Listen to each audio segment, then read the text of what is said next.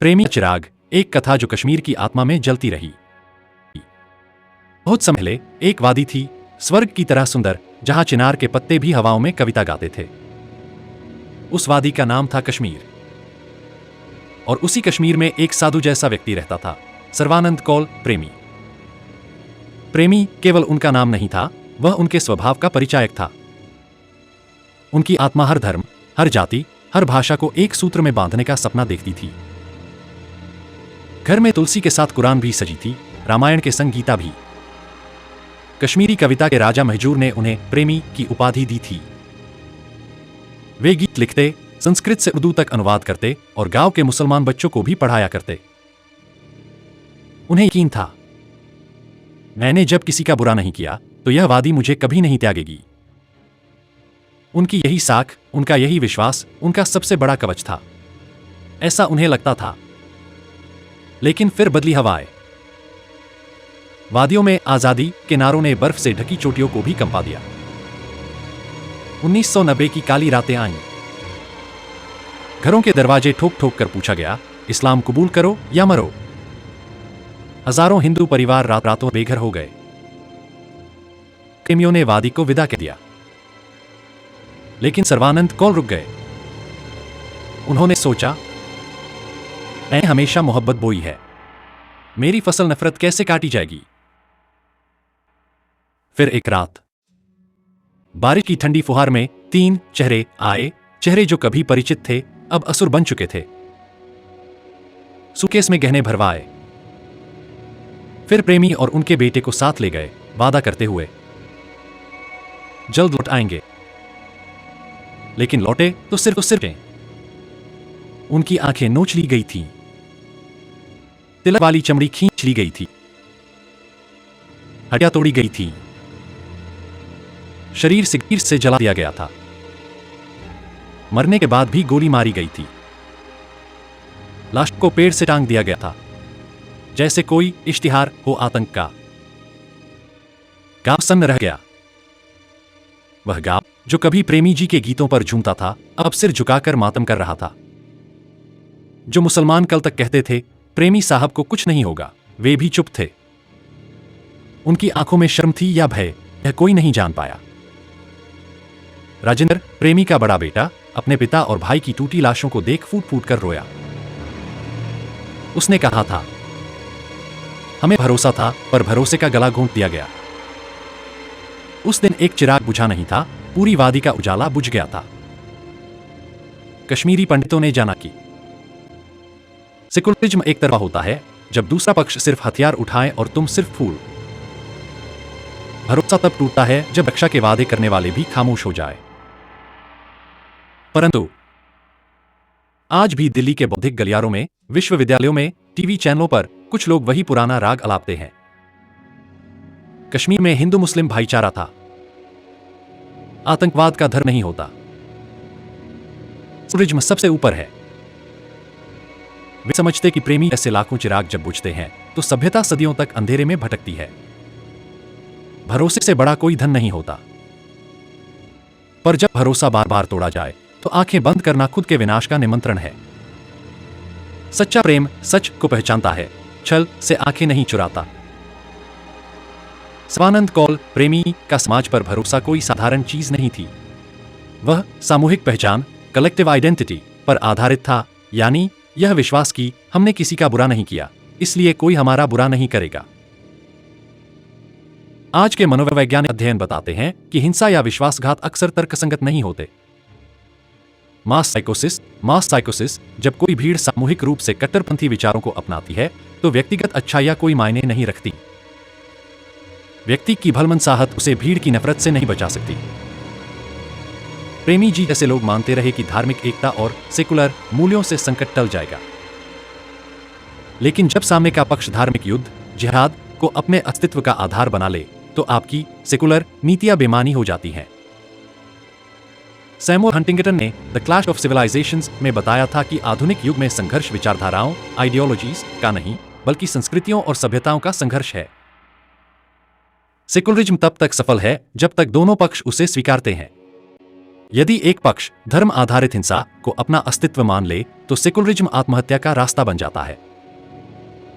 कश्मीर जैसे संघर्षों में कई बार उदारवादी लिबरल्स सोचते हैं कि अगर हम और दयालु होंगे, माफ करेंगे, तो सामने वाला भी बदल जाएगा। मोज़र्ट का सिद्धांत कहता है कि अगर किसी को उसकी हिंसा या विश्वासघात के बावजूद माफ किया जाता है तो उसे ऐसा आचरण दोहराने का प्रोत्साहन मिलता है। विकृत दया परवर्टेड कंपैशन से अपराधी और आक्रामक ताकतें और भी बढ़ जाती हैं। इसलिए स्वस्थ समाजों में दया और न्याय कंपैशन एंड जस्टिस का संतुलन जरूरी होता है। कि व्यक्तिगत पहचान पोएट, स्कॉलर, सेक्युलर उन्हें बचा नहीं सकी क्योंकि बड़े स्तर पर उनकी सामूहिक पहचान हिंदू कश्मीरी पंडित ही निशाने पर थी। वैश्विक राजनीति ग्लोबल पॉलिटिक्स में आइडेंटिटी अब सबसे बड़ा मुद्दा बन गई है।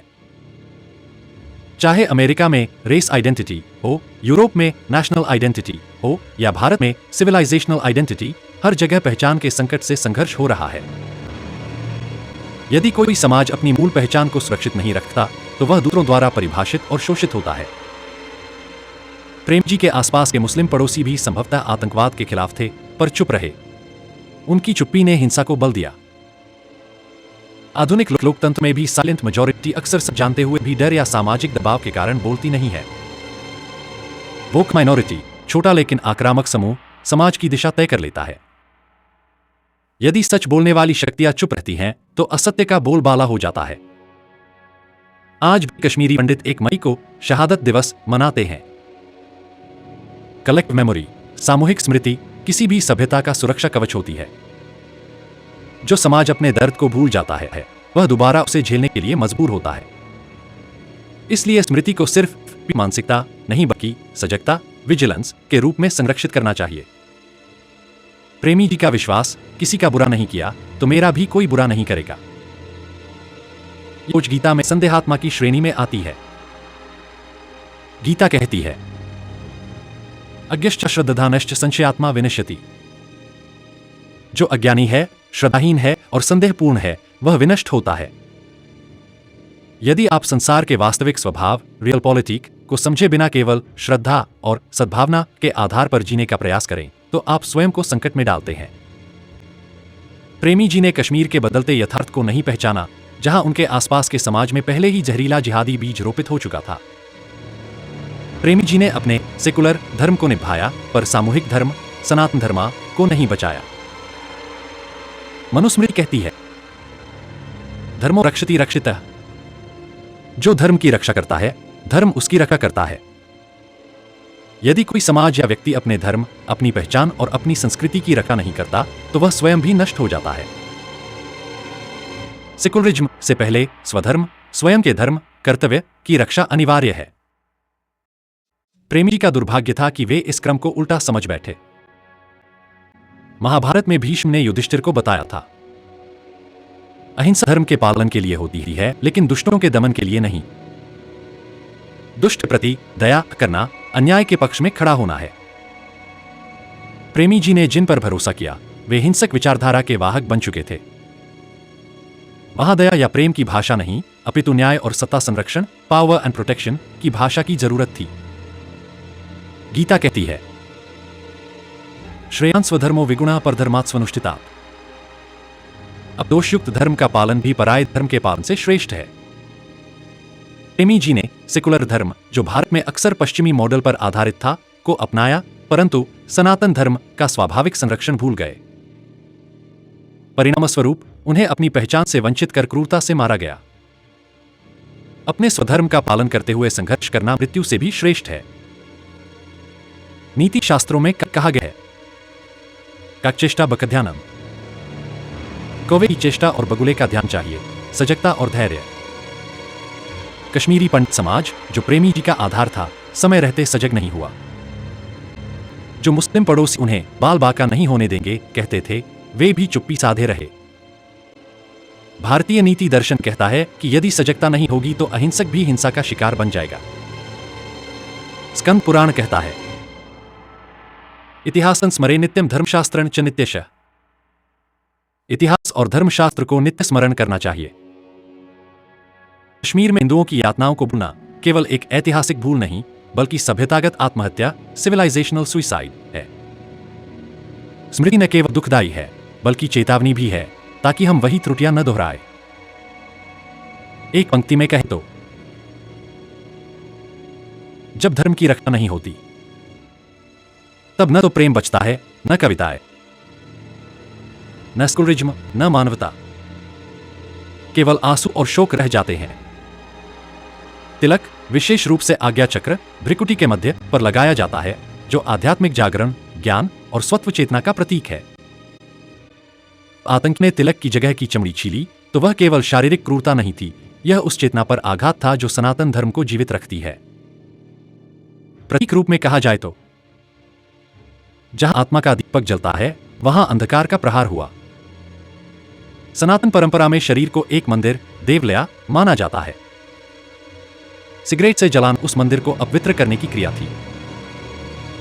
यह उस मानसिकता का प्रतीक है जो तपस्या, व्रत और आत्मिक साधना का तिरस्कार करती है। योग दर्शन कहता है, शरीर साधन, शरीर साधना का साधन है।